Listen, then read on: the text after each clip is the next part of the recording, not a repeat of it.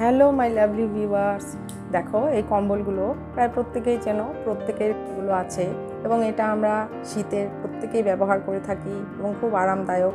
কিন্তু শীত শেষ, এখন জানো কলকাতার দিকে তো ভালোই গরম পড়ে গেছে। তো আমাদের সমস্ত কম্বলই আমরা তুলে আর কি রেখে দিচ্ছি, আবার পরিষ্কার করে ভাঁজ করে যে যেখানে রাখার সেটা আবার তুলে রাখছি। তো এরকমই কম্বলগুলো ড্রাই ওয়াশ করতে জানো অনেকটাই টাকা লাগে। প্রথমেই করো আবার কিংবা শীতের শুরুতেই করো, যখনই করা হোক না কেন। কিন্তু আমি কি করি সেটাই তোমাদের সাথে আজকে শেয়ার করছি, কিভাবে আমি কম্বলটা পরিষ্কার করি সেটাই।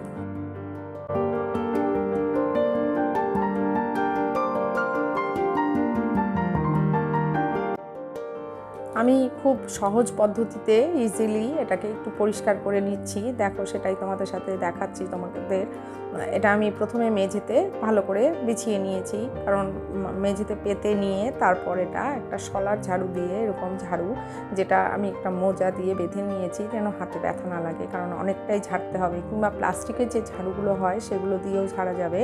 তো আমার কাছে যেহেতু এই শলার ঝাড়ুটা ছিল, তো আমি এটা দিয়ে ঝাড়ছি। আর এটা একদম সুন্দরভাবে ঝেড়ে পরিষ্কার করতে হবে প্রথমে, কারণ কম্বলে প্রচণ্ড ডাস্ট থাকে, যেগুলো ফাইন ডাস্ট হয় সেগুলো খুব কম্বলে আটকে যায়। যার জন্য আমার হাজব্যান্ড কম্বল কোনো দিন ইউজ করতে পারে না। যাদের ডাস্ট অ্যালার্জি আছে তারা কিন্তু কম্বল ইউজ করতে পারে না, কারণ তা থেকে খুব কষ্ট হয়, শ্বাসকষ্ট হয়, কারণ কম্বলের মধ্যে ডাস্টটা খুব ভালোভাবে আটকে বসে থাকে তার জন্য। তো আমি ওর জন্য আমাকে মাঝে মাঝে কম্বলটা, যে কটা কম্বল আছে সবগুলোই আমাকে এরকম করে ডাস্ট ফ্রি করতে হয়। তো আমি এটা মাঝে মাঝে করি। তারপরে এখন যেহেতু গরম পড়ে গেছে আর কম্বলের দরকার নেই, তাই কম্বলটা আমি তুলে রাখবো। তো যে রাখার আগে ভাবলাম যে একটু পরিষ্কার করে নিই, কারণ নোংরা অবস্থায় রেখে দিলে সেই ধুলো টুলোগুলো আবার একটা গন্ধ হয়ে যায় বাজে। তার জন্য ভাবলাম যে একটু পরিষ্কার করে নিই। তো পরিষ্কারটা যেভাবে করছি সেটাই শেয়ার করছি। এই দেখো প্রথমে খুব ভালো করে ঝেড়ে, এখন আমি একটা মগের মধ্যে অল্প গরম জল নিয়ে নিচ্ছি। গরম জলটা ঈষৎ উষ্ণ গরম জল, যেটাতে আমি হাত ডুবিয়ে কাজ করতে পারবো সেরকম। এরপর নিচ্ছি এখানে 2 টেবিল চামচ মতো ভিনিগার। এরপর দিয়ে দেবো আমি এতে 1 টেবিল চামচ খাওয়ার সোডা, যেটা সোডা আমরা ইউজ করি সেটাই খাওয়ার সোডা। আমি একটু সোডা বেশি করে কিনে রাখি, কারণ নানা জিনিসে পরিষ্কার করার জন্য সোডাটা খুব ভালো কাজ করে, তাই আমি একটু সোডা সবসময় আমার ঘরে একটু বেশি পরিমাণে থাকে। এরপর দিয়ে দিলাম এতে একটু ডেটল বা স্যাভলন, যেটাই দেওয়ার ইচ্ছা হয় সেটাই, কারণ জার্ম ব্যাকটেরিয়া ফ্রি হবে তাতে। যেহেতু সারা বছর এটা আবার রাখা থাকবে, তো এটার মধ্যে কোনো কিছু পোকামাকড় কোনো কিছু বাসা করতে পারবে না, কিংবা কোনো রকম গন্ধ হবে না। তার জন্য আমি ওটা দিলাম। ডেটলটা না দিলেও চলে, কিন্তু ভালো থাকবে তাই দিলাম। এরপর দিয়ে দিলাম একটু শ্যাম্পু, আর দিয়েছি অল্প লিকুইড সার্ফ, যেটা সামান্য পরিমাণে দিয়েছি, কারণ খুব বেশি পরিমাণে দিলে কিন্তু আবার ফেনাটা বেশি হয়ে যাবে, তাই একটু শ্যাম্পুও সাথে দিয়ে নিয়েছি। আর এরপর একটা সুতির কাপড়, এরকম সুতির কাপড় দিয়ে সেটা ভিজিয়ে নিয়ে, জলের মধ্যে চুবিয়ে নিয়ে এভাবে ভালোভাবে ঘষে ঘষে পরিষ্কার করতে হবে। এতে দেখা যাবে কি, যে সুতির কাপড়টার মধ্যে ভেজাটার মধ্যে সেই নোংরাগুলো ভেতরের যে প্রথমে তো ঝেড়েছি সেটাতে অনেকটাই ধুলো বেরিয়ে গেছে। এরপর যেই ধুলোটাই তো মেনলি থাকে, নোংরাটা হয় যেটা কালো দেখা যায় সেটা ধুলোটাই থাকে, আর অন্য কিছু না, ফাইন ডাস্ট যেগুলো সেগুলোই। তো এরপর এভাবে ঘষে ঘষে আস্তে আস্তে করে পরিষ্কার করে নিতে হবে। আস্তে আস্তে ঘষে ঘষে পরিষ্কার করলে দেখবে সব পরিষ্কার হয়ে যাবে। আর যত পরিষ্কার হতে থাকবে তত মনটাও মনে হবে যেন আনন্দে ভরে উঠবে, যে আমি নিজে হাতে এত বড় কম্বল একটা পরিষ্কার করে ফেললাম, সেটার আনন্দই আলাদা। আমি যখন করেছি তাই হয়েছে, সেটাই আমি তোমাদের বললাম। তো এই দেখো আমি আস্তে আস্তে করে কম্বলটা এভাবে পরিষ্কার করে নিচ্ছি।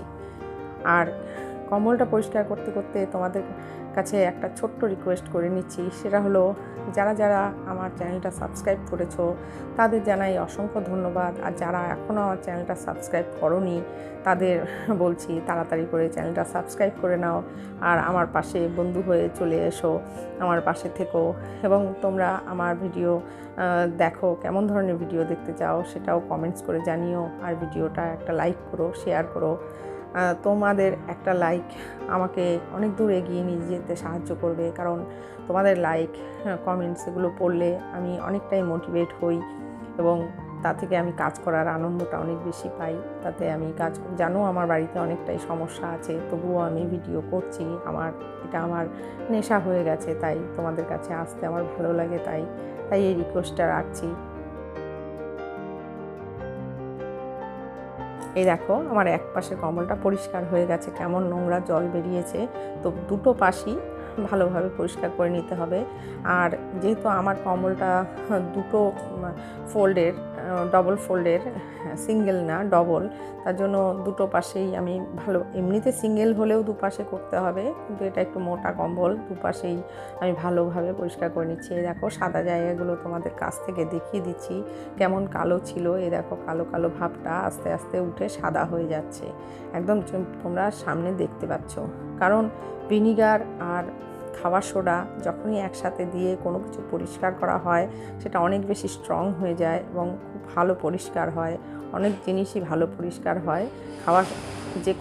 আমি আস্তে আস্তে আমার ভিডিওতে আরও তোমাদের সাথে শেয়ার করব কোথায় কোথায় খাবার সোডা কিংবা ভিনিগার ইউজ করলে ভালো ফল পাওয়া যায়।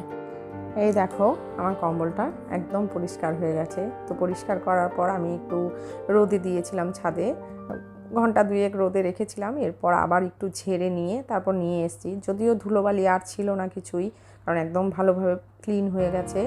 আর যেহেতু ফারগুলোর মধ্যে ধুলোটা থাকবে, তো ফারটা উপর দিয়ে পরিষ্কার করে দিয়েছি জল দিয়ে, যেহেতু সে হালকা ভেজা ভেজা মতো হয়েছিল। ফ্যানের তলায় রাখলেও হয়ে যায়, কিন্তু যেহেতু আমি অনেক দিনের জন্য তুলে রাখবো, তাই সেটা আমি একটু রোদে শুকনো করে নিয়ে এসেছি।